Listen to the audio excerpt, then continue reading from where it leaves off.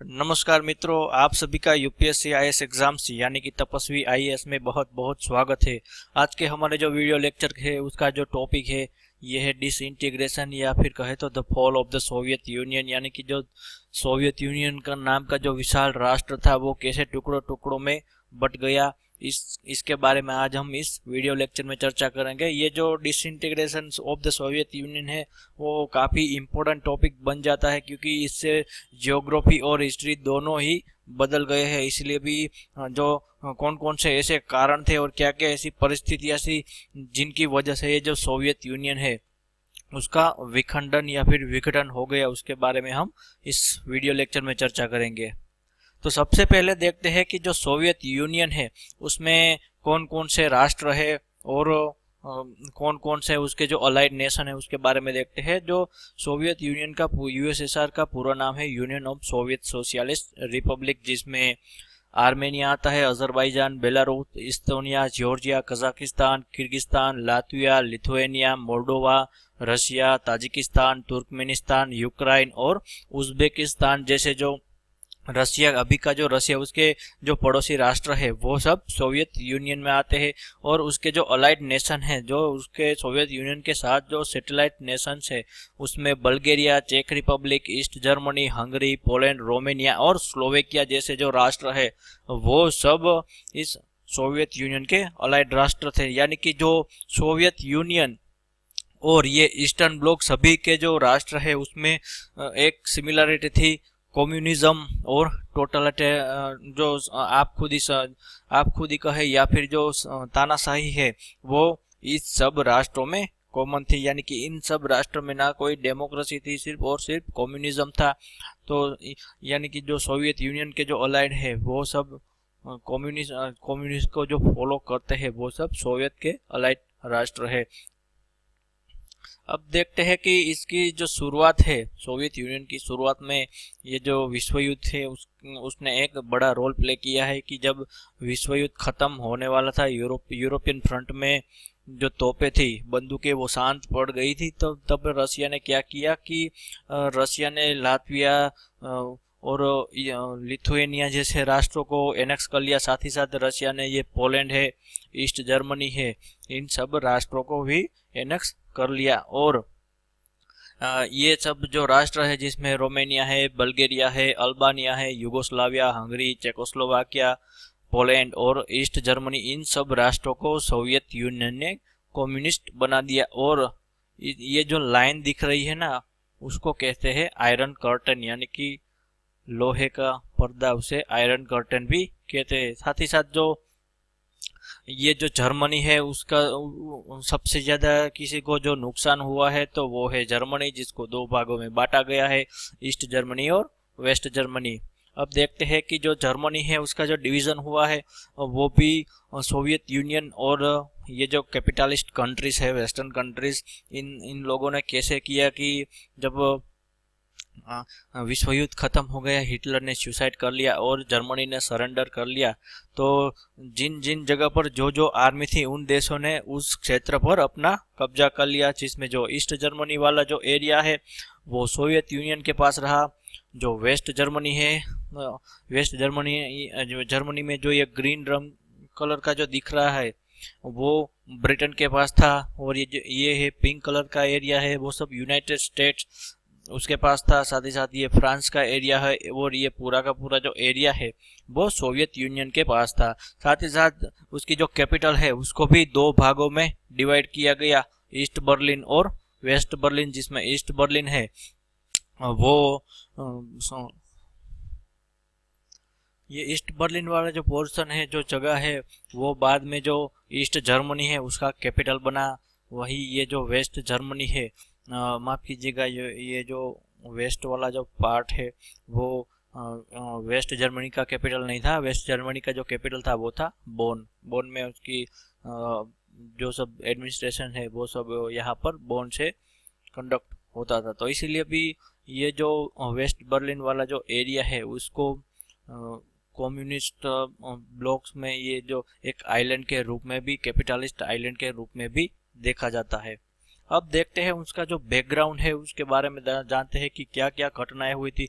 सबसे पहले उसमें देखेंगे कि जो रशिया है उसकी हिस्ट्री है, जार निकोलस टक की जो हिस्ट्री है उसके बारे में देखेंगे। उसके बाद देखेंगे जो रशियन रिवॉल्यूशन है उसके बारे में भी जानेंगे। साथ ही साथ रशियन रिवॉल्यूशन से जो कम्युनिस्ट राष्ट्र बना है जो कि पूरी की पूरी तरह तानाशाही था उसके बारे में भी जानेंगे। और ये जो पूरा का पूरा तानाशाही राष्ट्र बना था उसने ये यूनिफाइड रखने के लिए जो सेंट्रल स्टेट है उसका कॉन्सेप्ट सामने आया। और आपकी जो आइडेंटिटी है, नेशनैलिटी और एथनिक आइडेंटिटी है, वो सब मिटा दी गई। और ये जो सोवियत यूनियन है उसमें कोई नेशनल आइडेंटिटी नहीं थी, सबके सब सोवियत ही कहे जाते थे। वैसे तो अंदर के जो राष्ट्र थे जैसे कि कजाकिस्तान है, किर्गिस्तान है, रशिया है, ये सब कहने में तो स्वतंत्र राष्ट्र थे लेकिन ये सोवियत के कंट्रोल में थे। तो ये सब है उसके बारे में देखेंगे। सबसे पहले देखते हैं कि जो रशिया है, पहले रशिया कैसे बना। पहले तो ये कि जो रशिया है ये और पहले तो कोई राष्ट्र ही नहीं था और ना ही कोई प्रिंसिपलिटी भी, कोई छोटी सी प्रिंसिपलिटी भी नहीं थी। लेकिन सन 800 की ईस्वी सन 800 की जो साल है उसके आसपास जो ब्लैक सी है उसके नॉर्दर्न साइड में जो स्लाव या फिर जो स्लोवेनियन जो एथनिसिटी के लोग हैं, जो कि आज जो पोलैंड, बल्गेरिया, चेक Republic, Croatia, Serbia, Ukraine, Slovenia जैसे देशों में जो लोग अभी रह रहे हैं वो उनको स्लाव कहा जाता है।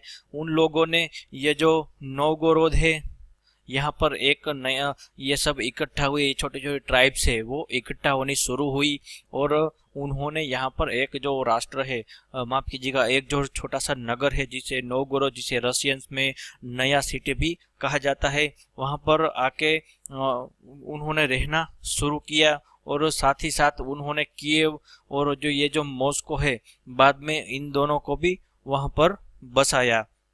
और तब जो रशिया था वो तकरीबन 250 साल तक वो जो मंगोल्स है उसके अंडर ही रहा है। मंगोल्स को वो अपने यहाँ से वो रिसोर्सेस है वो ले जाने देते थे, मंगोल्स के अंडर ही वो रहते थे। लेकिन जब इवान नामक एक जो स्लाव है वो वहाँ का फ्यूडल लॉर्ड था, लैंड लॉर्ड था, ये इवान ही ये सब काम करता था। लेकिन रहते रहते जब मंगोल्स थोड़ा बहुत वीक होने लगे तो तब ये जो इवान है उसने जो मंगोल्स है उसको उसके अंडर रहना शुरू कर दिया और अपना एक नया जो कहा जाए तो जो प्रिंसिपलिटी भी यहाँ फिर कहे तो जो ये जो मॉस्को है उसके आसपास उसने एक मस्कोवी नामक एक जो छोटा सा राज्य है वो बसाया। और ये जो मस्कोवी है बाद में दुनिया का सबसे बड़ा राष्ट्र बना।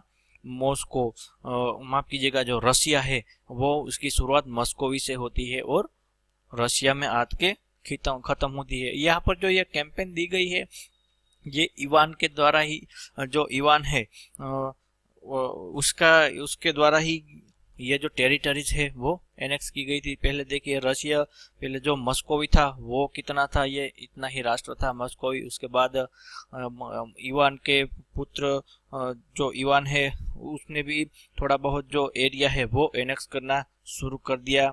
और इवान के बाद उसका बेटा जो बासिल है वो राजा बना। लेकिन बासिल का जो बेटा है इवान द फोर्थ या फिर कहे तो इवान द टेरिबल, ये सब जो एनेक्स टेरिटरी की है वो इवान द टेरिबल ने ही की है। सबसे ज्यादा उसने जो क्षेत्रफल बढ़ाया है तो वो इवान द टेरिबल है। और 1533 में जब उसने गद्दी संभाली तब वो सिर्फ 3 साल का था। तब से उसने जो रशिया है, जो वहाँ का जो साम्राज्य था उसने बड़ा होके ये जो है वो बड़ा करना शुरू कर दिया।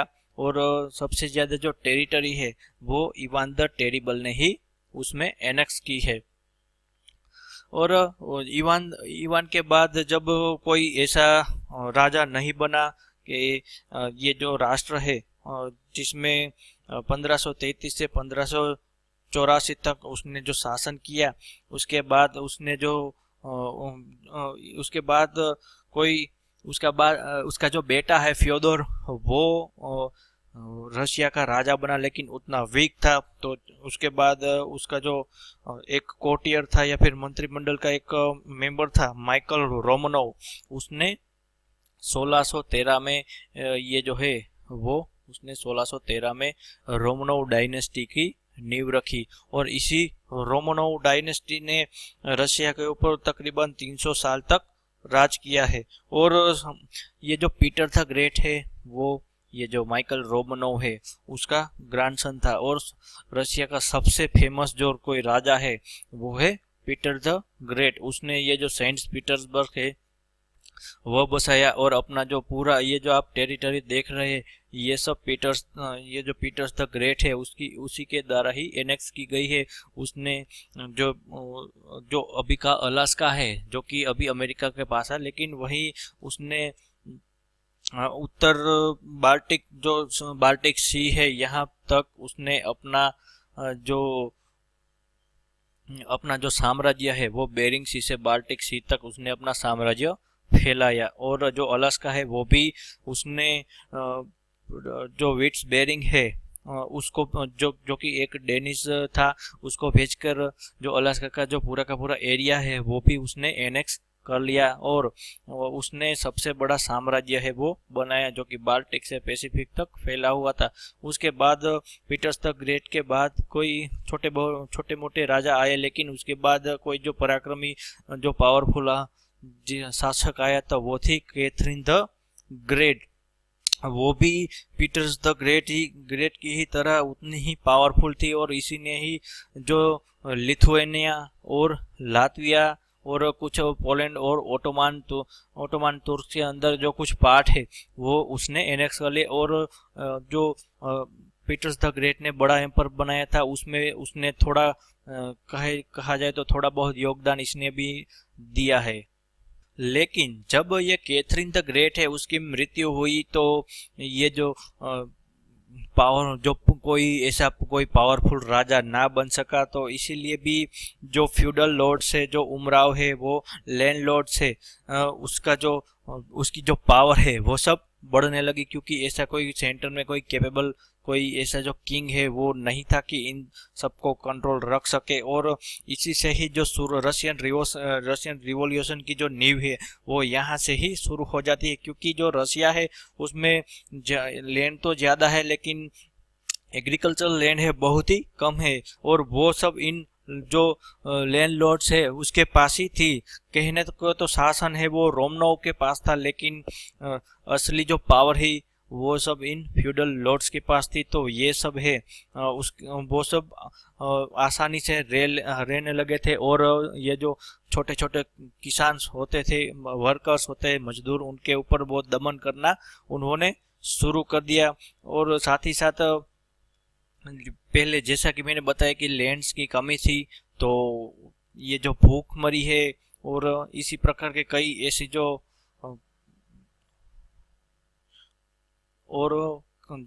खाने की चीजों की किल्लत होने लगी। तो इसी से ही जो आम पब्लिक है उसमें जो गुस्सा है वो फूटने लगा। और इसी का जो लाभ है वो लेनिन ने इसी का लाभ लेकर ये जो रशियन रिवॉल्यूशन है, पूरा का पूरा जो रशियन रिवॉल्यूशन है वो इसी के बेस पर था।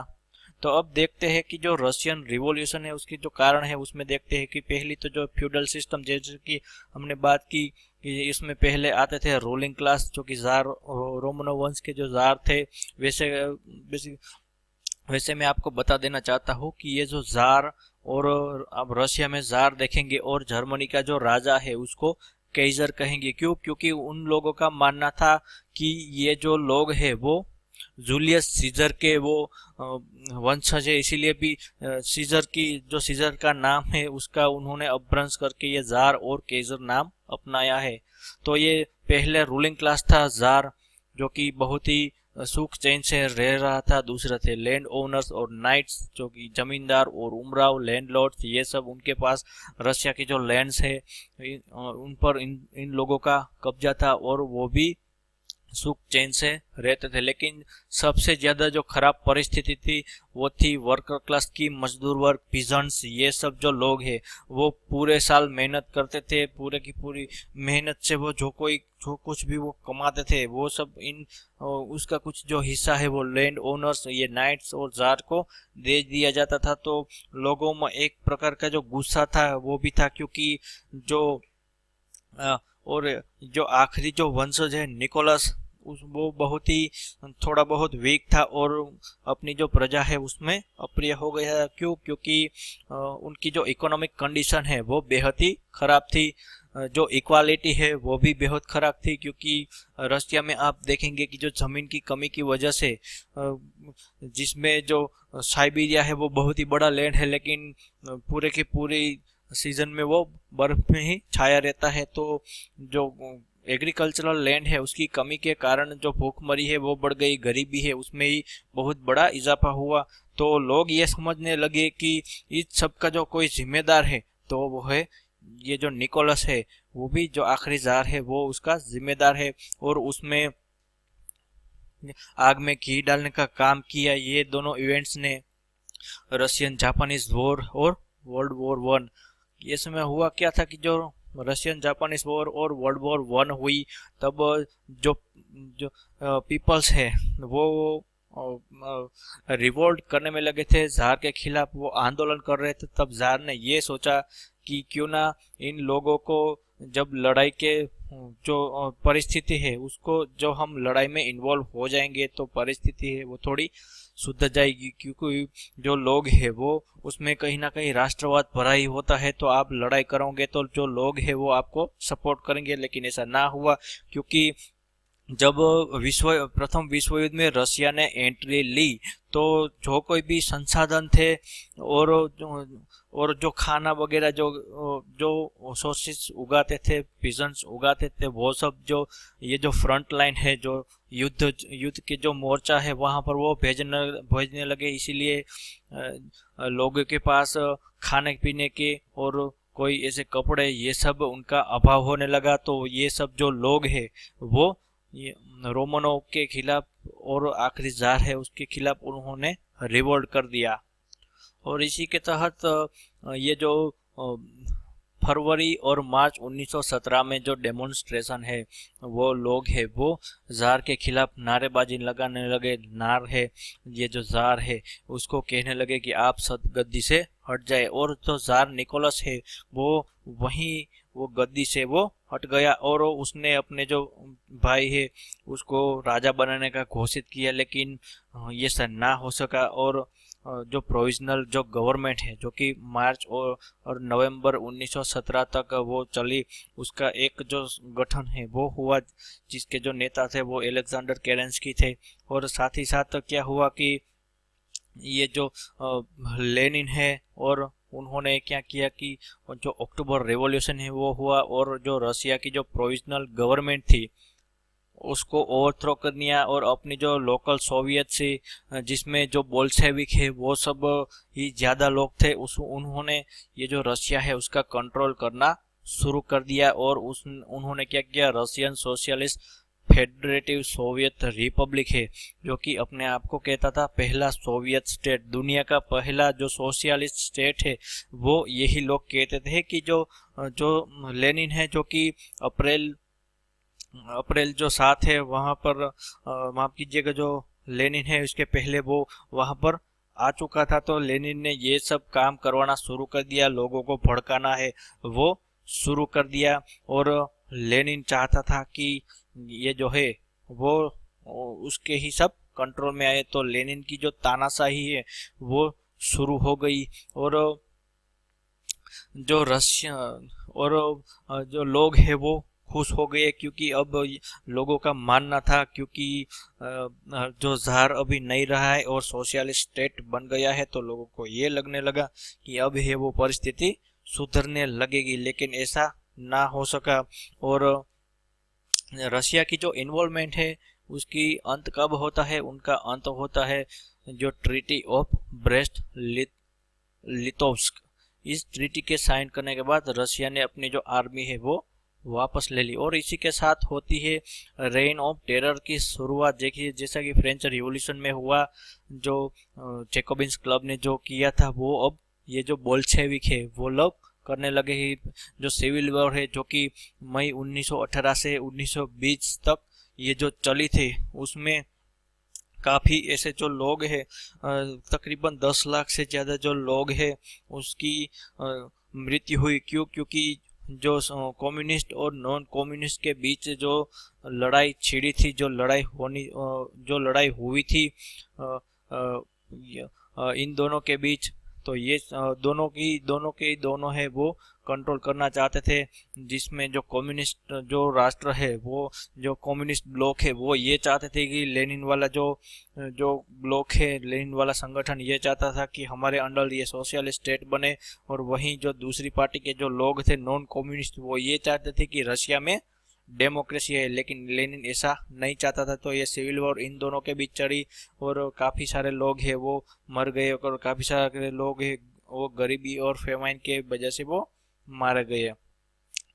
और अब देखते हैं कि जो मेजर कॉज ऑफ कोलैप्स, अब इसके बारे में देखते हैं कि जो लेनिन के बाद जब स्टालिन आया, स्टालिन के बाद जब अलग अलग लोग आने लगे, तो ये जो उसके ऊपर उनकी जो पॉलिसियां है, जैसे निकिता क्रुश्चेव हो या फिर लियोनिद ब्रेजनेव हो, और ये सब जो लोग हैं उनकी जो पॉलिसी है, इकोनॉमिक पॉलिसी, वो भी इसकी वजह से जो इकोनॉमी है उस काफ़ी वीक हो गई। और अफगानिस्तान में दूसरा जो कारण है वो अफगानिस्तान में रशियंस की जो इन्वॉल्वमेंट है वो। और उसके बाद आता है टू रिफॉर्म्स, जो कि आखिरी जो सोवियत लीडर है मिखाइल गोर्बाचेव, उसके द्वारा जो रिफॉर्म्स लाए गए, पेरेस्ट्रोइका और ग्लासनोस्ट, ये भी एक कॉज माना जाता है।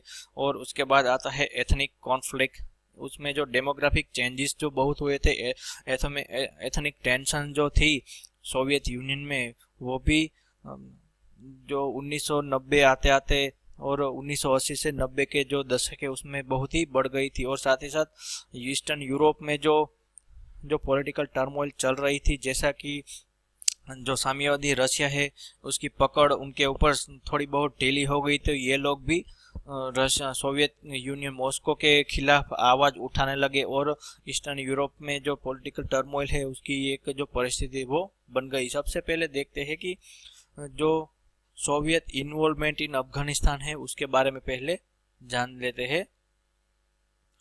ये जो सोवियत इन्वॉल्वमेंट इन अफगानिस्तान है, ये भी एक कारण माना जाता है। क्योंकि जब 1969 में जब ये जो newly establish Soviet regime, pro Soviet regime थी, जो कि बबरा करमाल और नूर मोहम्मद तराकी जैसे जो कम्युनिस्ट लीडर है, और साथ ही साथ हाफिजुल्लाह अमीन जैसे जो अफगान जो लीडर है, उन्होंने जो वहाँ पर जो कम्युनिस्ट सरकार वो बनाई। लेकिन क्या किया हुआ ये कि यूएस है उसको कहीं ना कहीं डर लगने लगा, क्योंकि ये नहीं चाहता था कि जो सोवियत रशिया है वो इंडियन ओशियन में उसकी जो पहुंच है वो इंडियन ओशियन तक पहुंच जाए। तो यूएस ने उसका अपोज करना शुरू कर दिया।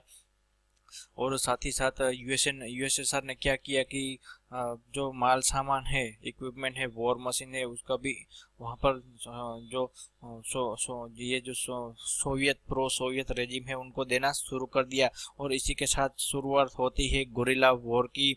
जो लोकल अफगान ट्राइब थे, लोकल पीपल्स थे, वो लोग ने सोवियत के साथ लड़ाई करना शुरू किया। और इन सबको कौन सपोर्ट करता था? इन सबको सपोर्ट करता था नाटो और यूएसए इन सबको हथियार वगैरह, पैसे वगैरह जो जरूरियात होती थी ये सब पूरा करता था ये यूएसए। और इसी तरह ये जो 9 साल तक ये जो सिविल वॉर जैसी लड़ाई चली, उसमें 90,000 से ज़्यादा मुजाहिदीन, 18,000 अफगान सिक्योरिटी फोर्सेस और 14,500 से ज़्यादा सोवियत सोल्जर्स है, उनकी मृत्यु हुई। और जब सोवियत ने वहां से ट्रूप्स हटाना शुरू कर दिया तो उसको वहीं कुछ भी कोई ऐसी नहीं मिली जिसे सोवियत है वो कह सके कि हमें वहां पर जाने का हमें फायदा हुआ। तो ये भी एक सोवियत यूनियन के लिए बहुत ही शर्मनाक परिस्थिति आ गई थी।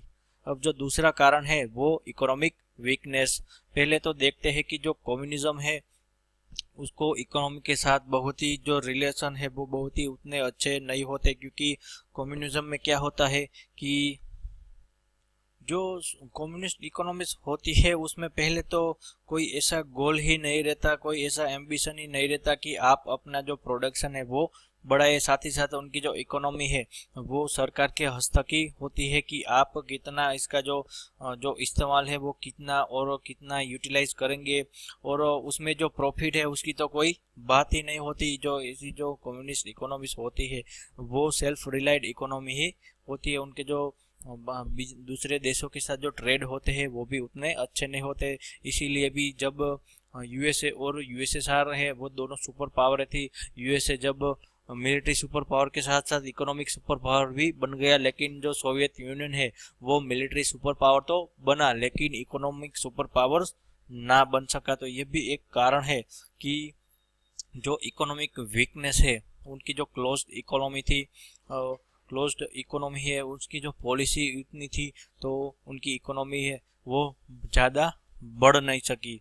अब देखते हैं उनकी जो इकोनॉमी है उसका जो यहाँ पर देखें उनकी जो ग्रोथ है, पर कैपिटा ग्रोथ है वो कितनी थी, और साथ ही साथ उनकी जो 1950 से 1973 तक उनकी जो इकोनॉमी है वो थोड़ी बहुत अच्छी थी। उनका जो जीडीपी ग्रोथ है वो अच्छा था, लेकिन 1974 से 1984 तक का जो पीरियड है उसमें उनकी जो इकोनॉमी है वो बहुत ही स्लो रेट से वो आगे बढ़ रही थी। लेकिन जब जो मिखाइल गोर्बाचेव है उन्होंने सत्ता संभाली तब उनकी इकोनॉमी माइनस में चल रही थी।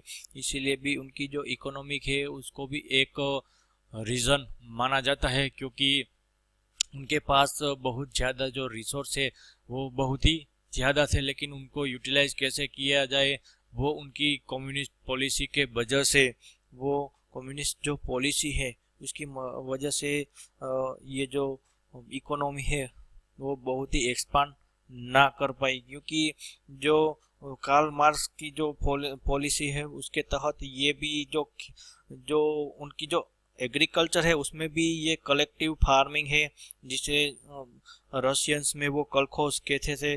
तो उसके मुताबिक जो खेत है वो हर कोई का, लेकिन उसका जो मालिक है वो सब है लेकिन कोई नहीं है। ऐसी एक परिस्थिति है। उसमें जो भी प्रोडक्शन होती है वो होती तो सबके लिए होती है, लेकिन कोई इंडिविजुअल्स के लिए नहीं होती। इसीलिए भी जब ये जो एग्रीकल्चरल एक्टिविटीज होती थी, जो फार्मर्स है उसके पास कोई इतना एम्बिशन नहीं रहता था कि आप ज़्यादा मेहनत करोगे तो उसका जो लाभ है वो आपको ज़्यादा होगा। क्यों? क्योंकि जब जो भी आप उगाओगे ये सब सरकार द्वारा ही तय किया जाएगा कि ये सब आपका हिस्सा है, और बाकी का जो हिस्सा है वो सरकार ले जाते थे। इसीलिए भी ये जो फार्मर्स है उसके पास कोई ऐसे एम्बिशन नहीं थे, और जो उन्होंने जो सोवियत जो पॉलिसी मेकर्स है उन्होंने बड़े बड़े जो फैक्ट्रीज है, कारखाने हैं वो तो बनाए, लेकिन उनको यूटिलाइज अच्छी तरह से नहीं किया, क्योंकि जो प्रॉफिट है प्रॉफिट तो वो करना ही नहीं चाहते थे। वो कहते थे जितनी हमारी ज़रूरियात होगी, जो रिक्वायरमेंट होगी, ज़रूरत होगी, उतना ही हम उसका प्रोडक्शन करेंगे, और उससे ज़्यादा हम प्रोडक्शन नहीं करेंगे, हम लालच नहीं रहेंगे। तो इसी से क्या होता है कि जो आपकी इकोनॉमी है उसका जो ग्रोथ है वो बढ़ना कम हो जाएगा। और जब कंपटीशन ही नहीं रहेगा, आपको पता ही है कि आप कितना भी मेहनत करोगे, कितनी भी आप मेहनत से आप कुछ जो फसल वगैरह उगाओगे कि उसका आपको फायदा नहीं मिलेगा। तो आप क्या करोगे कि आप है वो जो खेत को भले नुकसान हो जाए तो भी आप कुछ नहीं करेंगे। तो ऐसी जो मेंटालिटी है वो उनके बीच बन गई थी। तो इसीलिए ही उनकी जो इकोनॉमी है वो थोड़ा बहुत कोलैप्स होना भी शुरू हो गई। और दूसरी बात तो ये कि जो जो पैसे होते थे उसका डिस्ट्रीब्यूशन भी इसी तरह ही किया जाता था। मान लीजिए आप एक कोई साइंटिस्ट है और आपको जो सैलरी मिल रही है और आपके नीचे जो क्लार्क काम कर रहे हैं उसको भी जो सैलरी मिल रही है, दोनों सेम ही है। तो आप इतनी मेहनत क्यों करेंगे? आपकी रिसर्च के पीछे आप इतनी जो मेहनत है वो क्यों करोगे? तो इसी तरह से जो लोग हैं वो ऐसे ऐसे जो काम होते थे, रिसर्च वगैरह के काम है, उसमें लोग जो उनकी इन्वॉल्वमेंट है वो थोड़ी कम हो गई, क्योंकि उनको लालच ही नहीं रहा कि आप ज़्यादा काम करोगे तो आपको ज़्यादा पैसा मिलेगा। क्योंकि हमारा जो ह्यूमन नेचर है वो लालच कुछ इस तरह से थोड़ा बहुत कह सकते हैं कि लालच वाला होता है कि आप जब ज़्यादा काम करोगे तो आपको ज़्यादा पैसा मिलेंगे। लेकिन कम्युनिज्म में ऐसा कुछ नहीं होता था। तो इसी तरह की जो पॉलिसी है वो काफ़ी टाइम तक सोवियत यूनियन है वो फॉलो करता रहा, लेकिन उसका फायदा है वो कुछ नहीं मिल सका। और जो दूसरी वजह है वो अमेरिका के साथ जो आर्म रेस और स्पेस रेस है वो भी एक उनके साथ वजह है। क्योंकि उनकी जो इकोनॉमी है उसका वो तकरीबन 30 से 40% जो आय होती थी वो सब डिफेंस के पीछे ही वो लोग खर्च करते थे, डिफेंस के पीछे ही। आज भी आप देखेंगे कि जो रशिया के जो जो मिलिट्री इक्विपमेंट है वो कितने अच्छे होते थे। क्यों? क्योंकि जब से सोवियत यूनियन बना है तब से उन लोगों ने जब सबसे ज़्यादा कोई चीज़ में फोकस किया है तो वो है हथियार बनाना, और दूसरा है स्पेस के बारे में। जो स्पेस रेस हुई थी जो उसमें भी उन लोगों का काफी पैसा खर्च हो गया था। सिर्फ और सिर्फ अपनी जो कम्युनिज्म है, अपनी जो विचारधारा है, आइडियोलॉजी है, वो सुपीरियर बताने के लिए काफी पैसा उन लोगों ने खर्च कर लिया। इसी के तहत ये जो स्पेस रेस हुई थी उसमें, और साथ ही साथ जो आर्म रेस, न्यूक्लियर रेस जो हुई थी, उससे अमेरिका की इकोनॉमी जो कि कैपिटलिस्ट इकोनॉमी वो तो सहन कर सकी, लेकिन जो रशिया की जो इकोनॉमी है वो उतना सहन ना कर सकी। और तो उसकी जो इकोनॉमी है 1975 और 1980 के आते आते यूएसए की तुलना में उनकी जो इकोनॉमी है तकरीबन आधी हो गई। तो उसके बाद पैसे ही नहीं रहे तो अमेरिका को वो कैसे कॉम्पीट करेगा? और दूसरी वजह यह भी है कि जो अपनी जो आइडियोलॉजी है, कम्युनिस्ट आइडियोलॉजी, वो दूसरे देशों में फैलाने के लिए भी ये लोग काफ़ी पैसा है वो बर्बाद करते थे। जैसे कि जो हमारी कम्युनिस्ट पार्टी है उसको भी ये लोग फंडिंग करते थे, और दूसरे जो कम्युनिस्ट नेशन है जैसे कि क्यूबा है और ईस्ट जर्मनी है, हंगरी, इसके जो ऐसे जो छोटे छोटे जो राष्ट्र है वहां पर की कम्युनिस्ट सरकार है उसको बनाए रखने के लिए भी वो काफी पैसा है वो खर्च करते थे। इसलिए भी जो अपनी प्रजा के ऊपर वो पर इतना पैसा खर्च नहीं करते थे कि जो ज्यादा ज्यादा पैसा है वो इस तरह की एक्टिविटीज है उसमें ज्यादा खर्च करते थे।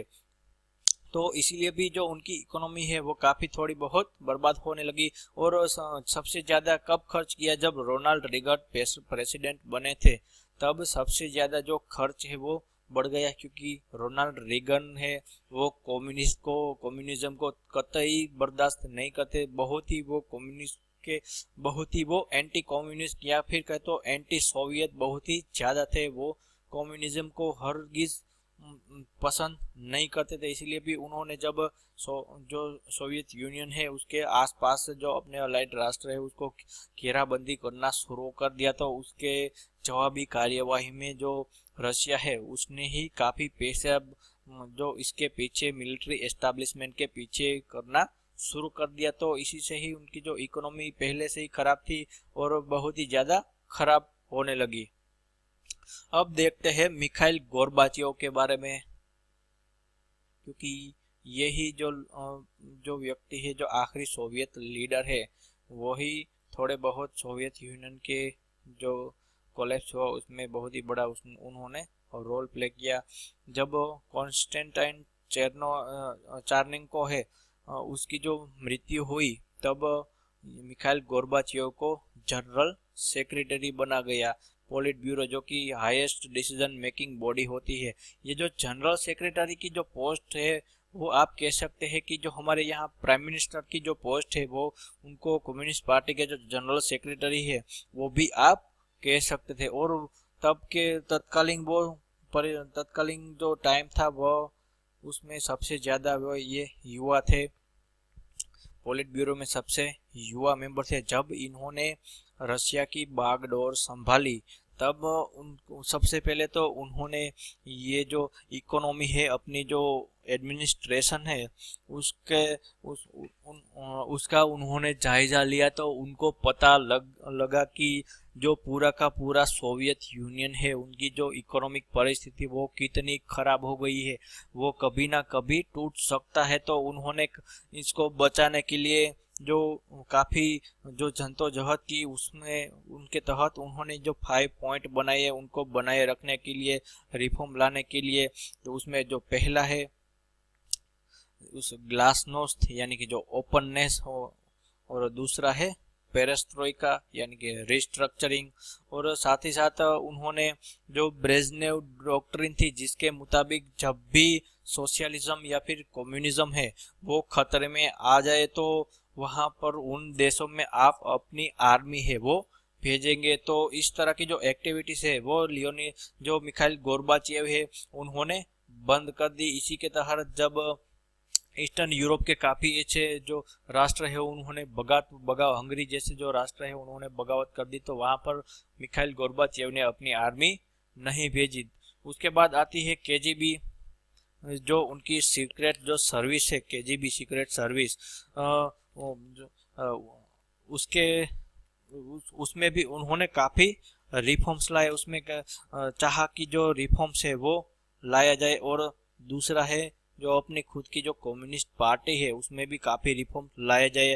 पहले जो ये जो वन पार्टी स्टेट था सोवियत यूनियन, उस उन्होंने ये तय किया कि जो कम्युनिस्ट पार्टी है उसमें भी आप अब चुनाव करोगे। पहले तो जो लोगों को सिर्फ और सिर्फ एक ही उम्मीदवार चुनने को मिलता था, लेकिन मिखाइल गोर्बाचेव ने यह करा कि जो जो मेंबर भले ही चुनाव के लिए मेंबर भले ही कम्युनिस्ट पार्टी का हो, लेकिन लोगों को दूसरी जो चॉइस है वो मिलने लगी। भले ही को आप कम्युनिस्ट पार्टी से बिलोंग करते हो, लेकिन लोगों को जो चॉइस है वो अब मिलने लगी कि ये नहीं, ये अच्छा है, तो आप उसे चुन सकते हैं। तो ऐसे रिफॉर्म्स लाने की उन्होंने पहल की।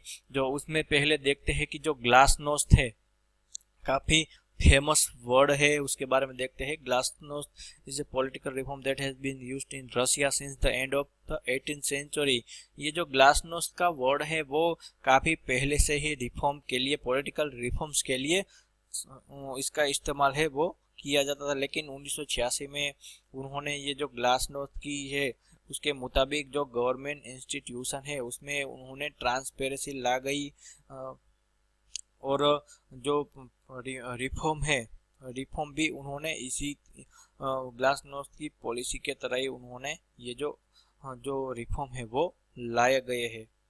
इसका मतलब ही जो ग्लासनोस्ट वर्ड है उसका मतलब ही यही होता है कि ओपननेस, यानी कि जो सरकार अब जो कार्यवाही करेगी, कामकाज जो करेगा, वो लोगों के लिए खुला कर दिया जाएगा। लोगों के उसके बारे में बताया जाएगी कि सरकार है वो कहाँ पर पैसा खर्च कर रही है, कहाँ पर से सरकार को आमदनी हो रही है, ये सब इसी के तरह ही वो बोले लगा गवर्नमेंट इंस्टीट्यूशन में। और उनकी जो एक्टिविटी है वो भी लोगों के सामने उसमें ट्रांसपेरेंसी लाई गई। तो इससे क्या हुआ कि लोगों को पता चलने लगा कि जो अब हमारा जो इंस्टीट्यूशन है वो अभी कितना खराब होने, हमारी जो इकोनॉमिक कंडीशन है वो कितनी खराब होने लगी है। हमारा एडमिनिस्ट्रेशन में काफ़ी करप्शन है, एडमिनिस्ट्रेशन इतना रिलेवेंट नहीं है। तो लोगों ने इसका जो इस्तेमाल है वो गलत किया।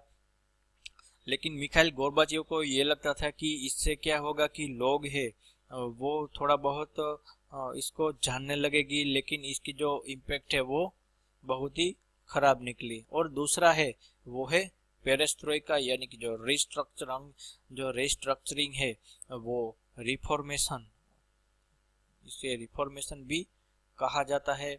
और इससे क्या होता है कि जो रिफॉर्म्स है, मार्केट लाइक रिफॉर्म्स है, वो भी जो सोशलिज्म में और साथ ही साथ इकोनॉमी में रिफॉर्म्स लाए जाए। लेकिन पेरेस्ट्रोइका के जो पेरेस्ट्रोइका है उसको ही जो सोवियत का जो डिसोल्यूशन हुआ उसको ही मानते हैं कि जो पेरेस्ट्रोइका की जो पॉलिसी है, इकोनॉमिक रिफॉर्म्स की जो रीबिल्डिंग की जो पॉलिसी है, इसको ही कुछ जो हिस्टोरियन मानते हैं कि इसी की वजह से ये जो सोवियत यूनियन है उनका विघटन हो गया। इसी के तहत जो रिफॉर्म्स लाने थे, जो कि ब्यूरोक्रेटिक रिफॉर्म्स लाने थे, उसमें क्या हुआ कि रिफॉर्म्स के तहत जो ब्यूरोक्रेसी है उसमें भी काफी करप्शन आ गया। क्योंकि इसके तहत जो पहले तो सरकार द्वारा कंट्रोल जो इंडस्ट्रीज होती थी, वो पॉलिटिकल रिफॉर्म्स के तहत उनका थोड़ा बहुत प्राइवेटाइजेशन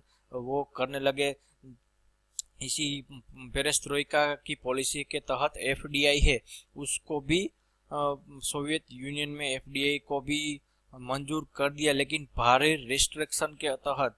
तो जो ब्यूरोक्रेट है, जो नौकरशाह है, उन लोगों ने क्या किया कि ऐसी जो फैक्ट्रीज होती है उनको अपने जो रिश्तेदार है उनमें बांटना शुरू कर दिया और अपने फायदे के लिए इनका इस्तेमाल शुरू कर दिया। तो ना ही इससे क्या हुआ कि जो फैक्ट्री है और साथ ही साथ जो इकोनॉमी है वो बहुत ही उससे ज़्यादा खराब होना शुरू कर गई। और गोर्बाचेव ने जो फ्रीज दी थी, आप सरकार को क्रिटिसाइज करें, उसका इस्तेमाल क्या किया कि उन लोगों ने गोर्बाचेव को और सरकार, सोवियत कम्युनिस्ट सरकार थी, उसके खिलाफ उनका विरोध करना शुरू कर दिया। गोर्बाचेव ने तो ये चाहा था कि जो इंटेलेक्चुअल है, जो सिटीजन्स है, वो सरकार को क्रिटिसाइज करे, लेकिन कितना कि इससे सरकार को फायदा हुआ, रिफॉर्म्स ला सके। लेकिन जो लोग हैं वो तो कम्युनिस्ट पार्टी के खिलाफ डेमोन्स्ट्रेशन के ऊपर उतर आए। तो ये भी एक पेरेस्ट्रोइका को अल्टीमेट कोज माना जाता है, ये जो सोवियत विघटन है उसका। अब देखते हैं कि जो एथनिक प्रॉब्लम थी सोवियत यूनियन में, ये क्या थी कि जो सोवियत यूनियन की जो पॉपुलेशन थी उसमें सबसे ज़्यादा जिनकी पॉपुलेशन थी वो थे स्लाविक। उसमें भी जो रशियंस है उसकी पॉपुलेशन सबसे ज़्यादा थी। और उसके बाद आते हैं यूक्रेनियन और बेलारूसियंस, जो कि स्लाविक पीपल ही थे। तो उनकी जो पॉपुलेशन है वो रशिया में काफ़ी ज़्यादा थी। और दूसरा है जो तुर्किक पीपल है, उसमें तातार, जो कजाक है, किर्गिज, उज़्बेक, तुर्कमेन और अजरबैजानी जो लोग हैं, और साथ ही साथ दूसरी एथनिसिटी के लोग हैं, उनको यहाँ पर बसाया गया जबरदस्त जबरन वो यहाँ पर उनको बसाया गया। उनकी जो एथनिसिटी, एथनिक आइडेंटिटी है वो भी मिटाने की कोशिश थी कि साथ ही साथ अपनी जो नेशनलिटी है, कोई भी यूक्रेनियन अपने आप को यूक्रेनियन नहीं मान सकता, वो अपने आप को सोवियत सिटीजन ही मान सकता है। तो इसी तहत का इन सब के बीच, यूक्रेनियन और रशियंस के बीच, और साथ ही साथ तातार, कजाक, किर्गिज, इनके बीच कोई जो कॉमन फीचर्स है वो नहीं था। सिर्फ और सिर्फ वो आयरन कर्टेन के तहत ही वो सोवियत यूनियन के अंडर रह रहे थे। यहाँ पर देखिए, इससे अच्छा मैप आपको दिया गया है कि जो सोवियत यूनियन में कौन कौन से एथनिक ग्रुप्स रह रहे थे। उसमें सबसे ज़्यादा जो कोई पॉपुलेशन थी तो वो थे स्लाव, यानी कि जो रशियंस है। और जो उनका जो रिलीजन है वो भी काफ़ी अलग था। उनकी जो एथनिसिटी, एथनिक ग्रुप है, वो एक दूसरे के साथ मेल नहीं खाते थे, लेकिन सिर्फ और सिर्फ मॉस्को की मजबूत पकड़ की वजह से ही वो इतने साल तक वो रहने लगे, तो साथ रहे। तो ये भी एक जो एथनिक फ्रेगमेंटेशन है वो भी सोवियत यूनियन के विघटन का एक कारण माना जाता है। अब जो दूसरे जो रीजन्स है उसमें पहला है लोकल नेशनलिज्म, यानी कि जो रशियंस है, जैसा कि हमने पहले देखा कि रशियंस की जो पॉपुलेशन है वो काफ़ी ज़्यादा थी। रशियंस को ये लगता था, रशियंस जो कि मेजोरिटी में थे, उनकी जो पॉपुलेशन थी वो पूरे के पूरे सोवियत यूनियन में सबसे ज़्यादा थी। तकरीबन जो आधी जनसंख्या थी वो रशियंस ही थे। लेकिन रशियंस को ये भी लगता था कि हमारे साथ अन्याय हो रहा है, क्योंकि हम पूरे सोवियत यूनियन का 63% से ज़्यादा बिजली, 75% नेचुरल गैस हमारे पास है, 90% से ज़्यादा पेट्रोलियम, और आधा जो मिनरल्स है पूरे के पूरे सोवियत यूनियन का जो नेचुरल रिसोर्स ही है वो सबसे ज़्यादा तो रशियंस के पास ही थे। तो उनके जो लीडर थे बोरिस येल्तसिन ये क्या कर रहे थे कि ये मॉस्को के खिलाफ वो एक कहा जाए तो एक एक्टिविस्ट थे। तो मॉस्को के खिलाफ वो काफी साल से वो आंदोलन कर रहे थे। तो उन्होंने तो ये भी एक जब एक बार कहा कि हम काफी सालों से अपने पड़ोसियों को ब्रेड की सप्लाई कर रहे, तो अब हम ज्यादा नहीं कर सकते क्योंकि हमारे पास जो रिसोर्सेस है वो अभी नहीं है। तो इससे जो बोरिस येल्तसिन है वो काफी फेमस भी हो गए थे। तो रशिया के जो बाद में रशिया के प्रेसिडेंट भी बने। दूसरा कारण तो ये है कि जो चेरनोबिल डिजास्टर हुआ था, ये भी एक जो कारण है वो माना जाता था, क्योंकि जब चेरनोबिल डिजास्टर हुआ तब क्या हुआ था कि जो यूक्रेन के चेरनोबिल में जब ये डिजास्टर हुआ तो सरकार ने क्या किया, पूरा का पूरा जो डिजास्टर है वो कवर अप कर लिया। हेल्थ क्राइसिस को भी ध्यान में नहीं रखा।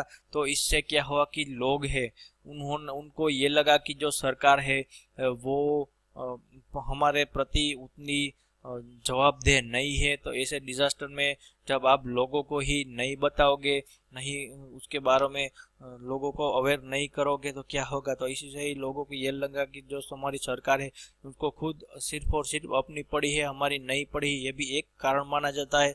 दूसरा उनका जो मिलिट्री फोर्सेस का यूज है वो भी एक माना जाता है कि जब जब ये जो लोग हैं उनको ये लगा कि हमारी सोवरेनिटी है, हमारी जो आइडियोलॉजी है वो खतरे में आ जाती है, तो ये लोग क्या करते थे कि दूसरी जगह पर ये ब्रेजनेव डॉक्ट्रिन के तहत जो मिलिट्री इंटरवेंशन करते थे कम्युनिस्ट रेजिम के सपोर्ट में। तो ये भी एक बहुत ही बड़ा कारण माना जाता है। और दूसरा क्या है कि जब ईस्टर्न यूरोपियन कंट्रीज में जब रिफॉर्म्स की बात की गई, डेमोक्रेसी की डिमांड की गई, तो उसकी शुरुआत होती है कब होती है, पोलैंड में 1989 में, जिसको ईयर ऑफ द रिवॉल्यूशन भी कहा जाता है, क्योंकि यूरोप में 1989 के साल में ही काफी सारे ऐसे जो रिवॉल्यूशन है वो हुए हैं। उन्होंने सबसे पहले नॉन कम्युनिस्ट पार्टी बनाई जिसको सोलिडारिटी कहा जाता है। ईस्टर्न यूरोप की सबसे पहली ये नॉन कम्युनिस्ट पार्टी थी। उन्होंने ये जो वन पार्टी रूल है उसके खिलाफ सिविल रेजिस्टेंस करना शुरू कर दिया। और इसी से क्या हुआ कि मिखाइल गोर्बाचेव है उन्होंने वहां पर आर्मी नहीं भेजी। तो दूसरे जो राष्ट्र है उनको ये लगा कि अब जो मॉस्को है उनकी पकड़ हमारे ऊपर थोड़ी कम हो गई है।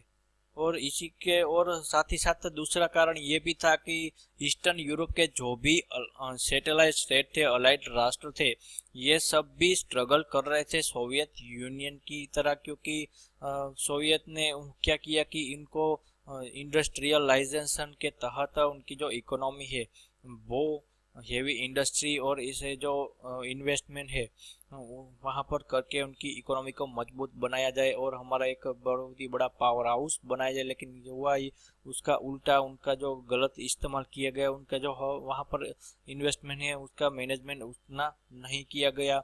और साथ ही साथ कम्युनिस्ट उनकी जो आइडियोलॉजी थी वो भी एक बहुत ही बड़ा उन्होंने जो रोल है वो प्ले किया उनकी इकोनॉमिक कोलाप्स में। तो इसी के तहत वो ऐसे ईस्टर्न यूरोप के जो काफी कंट्रीज है उन्होंने मॉस्को के खिलाफ बगावत करना शुरू कर दिया। और साथ ही साथ जो बर्लिन वॉल है और ये जो बर्लिन, यहाँ पर पूरी की पूरी जो टाइमलाइन है वो दी गई है कि कैसे उनकी सबकी जो शुरुआत है वो होती है। तो साथ ही साथ ये भी हुआ कि बर्लिन वॉर जब गिराई गई और साथ ही साथ चेकोस्लोवाकिया है वहाँ भी कम्युनिस्ट गवर्नमेंट है उसको ओवरथ्रो कर दिया। और रोमानिया का जो कम्युनिस्ट डिक्टेटर था निकोलाई क्यूसेस्कू और उसको और उनकी पत्नी को लाइव टेलीविजन के सामने उनकी हत्या कर दी गई। तो दूसरे जो राष्ट्र है छोटे छोटे जो राष्ट्र है वो भी अलग होना शुरू कर दिया गया, क्योंकि उनको लगा कि अब मॉस्को की जो पकड़ है वो हमारे ऊपर उतनी रही नहीं रहेगी। यहाँ पर ये जो पूरा का पूरा टाइमलाइन दिया गया है कि कैसे ये जो पूरी पूरी की पूरी जो घटना है वो कैसे हुई है।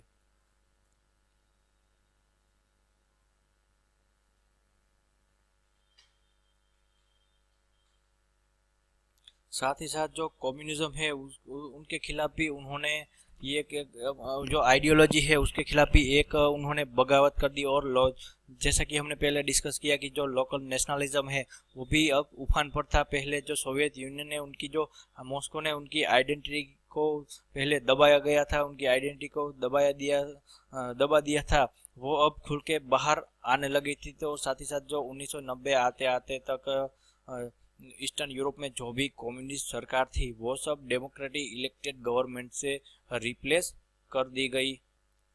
वही मॉस्को में क्या हुआ कि कुछ जो हार्डलाइन कम्युनिस्ट जो लोग थे, जब मिखाइल गोर्बाचेव मॉस्को में नहीं थे तब उन्होंने क्या किया कि एक मिलिट्री कू कर दिया हार्डलाइन कम्युनिस्ट से, जिसमें उनके जो लीडर थे वो गेनादी यानायेव थे जो कि वाइस प्रेसिडेंट थे।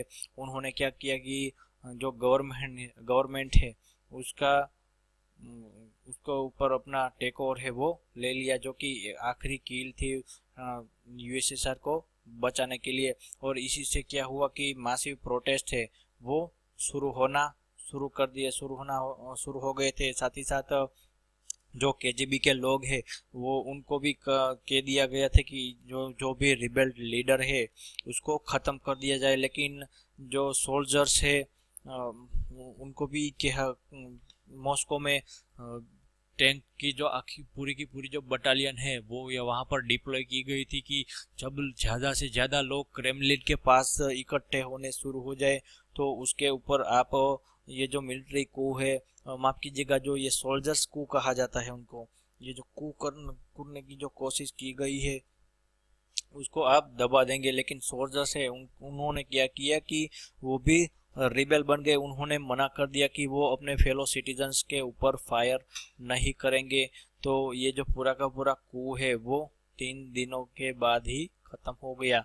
और जो गोर्बाचेव है उसके पास कोई रियल कंट्रोल ना रहा और उन्होंने कहा कि जो ट्रांजिशन है वो पावर है वो सब जो ट्रांजिशन ऑफ पावर है वो जल्द ही कराया जाएगा और वो जो सोवियत यूनियन के जो राष्ट्र है उनको इंडिपेंडेंस दी जाएगी। और दिसंबर 1 को 1991 को जो ओल्ड नॉन रशियन रिपब्लिक है उन सब ने क्या किया कि सोवियत यूनियन से उन्होंने अलग होने की घोषणा कर दी गई। और पूरा का पूरा जो सोवियत यूनियन है उसका विघटन है वो पूरा हुआ। उसी से ही पूरे की पूरी जो प्रक्रिया है वो खत्म हो गई और रशिया है वो उसके बाद दुनिया में सोवियत के सक्सेसर के रूप में जाना लगा। अब देखते हैं कि यूएस का कितना रोल था, उसके बारे में देखते हैं। जैसा कि हमने देखा कि सोवियत रशिया और यूएसए है वो नाजी हिटलर के खिलाफ तो दोनों एक ही साथ लड़े थे, लेकिन इसी क्या हुआ था कि दोनों एक दूसरे के राइवलरी बन गए। जैसा कि जो स्टालिन है वो इंपीरियलिस्ट था, वो कैपिटलिस्ट को काफ़ी पसंद नहीं करता था। और वहीं हैरी ट्रूमन को ये डर था कि जो स्टालिन है वो कम्युनिज्म को फैलावा का ज़्यादा से ज़्यादा वो फैलाने लगेगा और जो ज़्यादा के ज़्यादा राष्ट्र है वो उसकी डिक्टेटरशिप के अंडर आने लगेंगे। तो उन्होंने क्या किया कि पहले तो जो न्यूक्लियर बॉम्ब बनाया था अमेरिका ने न्यूक्लियर, तो उनके रिस्पांस में सोवियत ने भी न्यूक्लियर बॉम्ब बनाया। और इसी के साथ जो आर्म रेस है न्यूक्लियर रेस उसकी जो शुरुआत है वो कही जा सकती है। साथ ही साथ ऐसे कहीं पर जो क्यूबन मिसाइल क्राइसिस जैसी भी जो परिस्थिति है उसी से ही इन दोनों के बीच जो टेंशन है वो काफ़ी बढ़ गई थी। और रशिया ने इसके जब यूनाइटेड स्टेट ने रशिया के आसपास और यूएसएसआर के आसपास के जो जैसा कि तुर्की है, जर्मनी है, इटाली है, वहाँ पर अपनी मिसाइल डिप्लॉय करने लगी, तो इन रिस्पॉन्स रशिया ने भी क्या करा कि ऐसे आईसीबीएम से इंटरकॉन्टिनेंटल बैलिस्टिक मिसाइल है और दूसरी तरह की जो मिलिट्री इक्विपमेंट है उसके खिलाफ उन्हें भारी खर्च करना शुरू कर दिया। और जो ये मिलिट्री एक्सपेंस है वो ये एग्रीकल्चरल जो इकोनॉमी है उसके ऊपर काफ़ी एक बहुत ही बड़ा बर्डन बन गया था। लेकिन जो रशिया यूएसए की इकोनॉमी है जो कि कैपिटलिस्ट इकोनॉमी है उसके लिए ये उतना नुकसानदायी नहीं रहा। लेकिन सोवियत इकोनॉमी जो कि एग्रीकल्चरल बेस्ड इकोनॉमी थी उसके लिए काफ़ी खराब रहा। और जो रोनाल्ड रीगन है उन्होंने भी बहुत ही बड़ा रोल प्ले किया है, क्योंकि सबसे जो यूएस प्रेसिडेंट में सबसे ज़्यादा कम्युनिज्म को नापसंद करने वाले जो कोई प्रेसिडेंट थे तो वो थे रोनाल्ड रीगन। और उन्होंने आखिरी स्टेप के तहत क्या किया कि उन्होंने ये सऊदी अरेबिया को कहकर जो उनकी जो ऑयल प्रोडक्शन है वो बढ़ाई दी। इससे क्या हुआ कि ऑयल की जो प्राइस है वो बहुत ही कम हो गई। और जो सोवियत यूनियन का जो मेन एक्सपोर्ट ही उनका ऑयल था। अभी आप देखेंगे कि जो जब रशिया क्या कर रहा है कि ऑयल प्राइस बढ़ाने की काफ़ी कोशिश कर रहा है, क्योंकि रशिया भी बहुत ही बड़ा ऑयल का वो एक्सपोर्टर है। पुतिन यही चाहते हैं कि जो ऑयल की प्राइस है वो बढ़े, तो इसी के तहत उनकी जो इकोनॉमी है वो काफ़ी खराब कंडीशन में आ गई। और यूएस का दूसरा भी रोल देखे तो उन्होंने सोवियत को काफ़ी खर्चे करवाना शुरू कर दिया था। दोनों एक दूसरे के खिलाफ जो प्रोपेगेंडा चल रहे थे उसमें भी काफ़ी खर्च वो लोग कर रहे थे, अपनी आइडियोलॉजी को बढ़ाने के लिए काफ़ी खर्च कर रहे थे। तो उससे क्या हुआ कि लोगों की जो परिस्थिति है उसमें कोई भी बदलाव नहीं आया, लेकिन खर्चे बढ़ रहे थे। सरकार के जो खर्चे है वो बढ़ रहे थे सर जो, लेकिन लोगों के ऊपर जो पॉलिसीज के तहत जो पैसे खर्च करने वाले थे उसमें भारी गिरावट भी आ गई। तो यूएस का भी एक जो रोल है वो उसमें रहा है। साथ ही साथ अब जो सोवियत यूनियन का विघटन हुआ उससे क्या हुआ, उसका रिजल्ट क्या निकला कि एंटायर वर्ल्ड पॉलिटिकल सिचुएशन है वो अब बढ़ गई। जो सिचुएशन है वो पूरी ट्रांसफॉर्म हो गई। बाइपोलर से अब वर्ल्ड है वो यूनिपोलर बन गया। यूएसए की हेजीमोनी की शुरुआत हो गई। और साथ ही साथ जो पॉलिटिकल इकोनॉमिक और मिलिट्री अलायंसेस है वो भी उसमें भी काफ़ी काफ़ी चेंजेस आ गया। तो इसी के तहत 1991 में हमारे यहाँ पर भी एलपीजी रिफॉर्म्स हैं वो लाए गए, क्योंकि नरसिंह राव को लगा कि अब जो सोवियत यूनियन ही नहीं रहा तो हमें एक मजबूत साथी की खोज करनी होगी। तो तब से ही हमारी जो पॉलिसीज है उसमें प्रो यूएसए पॉलिसीज बनने लगी। और उसके बाद जो विश्व के ऊपर तृतीय विश्व युद्ध और परमाणु युद्ध का एक जो खतरा था जिसे मेड भी कहते थे, म्यूचुअल असोर्ट डिस्ट्रक्शन थ्रेट जो था वो भी विश्व के ऊपर से हट गया। अब देखते हैं कि पहले जो सोवियत यूनियन था उसमें कौन कौन से जो राष्ट्र है वो अलग हो गए। तो उसमें से यूएसएसआर में थे Russia, Kazakhstan, Uzbekistan, Turkmenistan, Kyrgyzstan, Tajikistan, ऐसे जो राष्ट्र है वो सब अलग हो पूरी तरह से अलग हो गए। और रशिया ही यूएसएसआर में सबसे बड़ा जो सक्सेसर स्टेट है वो बन गया। अब देखते हैं कि जो कम्युनिस्ट कंट्री उसके बाद कौन कौन सी रही सोवियत यूनियन के बाद। जब सोवियत अपनी उफान पर था, अपनी पीक पर था, तो काफ़ी राष्ट्र है वो उसका सोवियत कम्युनिज्म को फॉलो करते थे। उसमें सोवियत यूनियन के सभी राष्ट्र, साथ ही साथ एशिया में देखें तो अफगानिस्तान है, कंबोडिया है, मंगोलिया और यमन जैसे राष्ट्र है वो भी कम्युनिस्ट राष्ट्र थे। साथ ही साथ जो सोवियत कंट्रोल ईस्टर्न ब्लॉक के कंट्रीज थे जैसे कि बल्गेरिया, चेक Republic, East Germany, Hungary, Poland, Romania, Slovakia, ये सब जो राष्ट्र है वो भी कम्युनिस्ट थे। वहीं Albania, Bosnia Herzegovina, Bulgaria, Croatia, Macedonia, Montenegro, Serbia और स्लोवेनिया जो कि सब युगोस्लाविया के ही पार्ट थे, ये भी कम्युनिज्म को फॉलो करते थे। और वहीं अफ्रीका में भी Angola, Benin, Congo, Ethiopia, Somalia, Eritrea और मोजाम्बिक जैसे जो राष्ट्र है वो भी कम्युनिज्म को फॉलो करते थे। लेकिन जब सोवियत यूनियन का विघटन हो गया तो इन लोगों ने भी कम्युनिज्म को बाहर फेंका। लेकिन क्या उस अभी भी काफ़ी ऐसे जो राष्ट्र है वो भी अभी कम्युनिज्म को फॉलो करते हैं, जिसमें लाओस है, नॉर्थ कोरिया है, वियतनाम है, क्यूबा है। चाइना को आप कम्युनिस्ट नहीं कह सकते क्योंकि उनकी सिर्फ पार्टी ही कम्युनिस्ट है, उनकी गवर्नमेंट ही फिर कम्युनिस्ट कह सकते। लेकिन जो उनकी इकोनॉमी है वो पूरी की पूरी तरह ही कैपिटलिस्ट इकोनॉमी है। सिर्फ और सिर्फ जो पूरी तरह कम्युनिस्ट कहा जाए तो यह है नॉर्थ कोरिया, उसको ही आप सिर्फ कम्युनिस्ट कह सकते हैं क्योंकि उनकी इकोनॉमी भी उन्होंने कम्युनिज्म को ही बढ़ावा दिया है। तो ये था मेरा पूरा का पूरा जो लेक्चर है वो fall of the Soviet union यानी कि disintegration of the Soviet union के ऊपर था। तो आशा करता हूँ कि आपको ये जो पूरा का पूरा जो लेक्चर है वो अच्छा लगा होगा।